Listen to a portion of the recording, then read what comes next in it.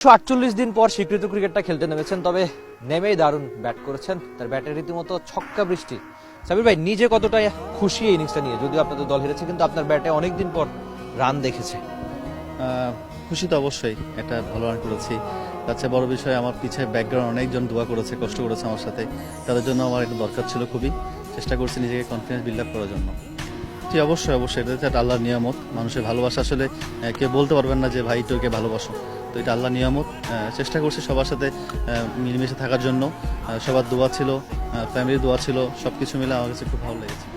আপনি আগে পরে অনেকবার শিরোনামে এসেছেন ক্রিকেটের বাইরের নানার কারণে, তো এখন মনে হচ্ছে কিনা যে সাব্বিরের যাবতীয় মনোযোগ মাঠে ক্রিকেটেই থাকুক, ভালো পারফরমেন্স করুক, অসংখ্য মানুষের ভালোবাসা তার জন্য অপেক্ষা করছে?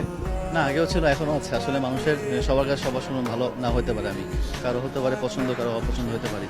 হতে পারে কিছু জিনিসে হয়তো হাইড করতে পারি নাই, কিছু জিনিস চোখে পড়ে গেছে, বাট চেষ্টা করছি আবার কাম ব্যাক করে এবং নিজেকে শুধরানোর জন্য।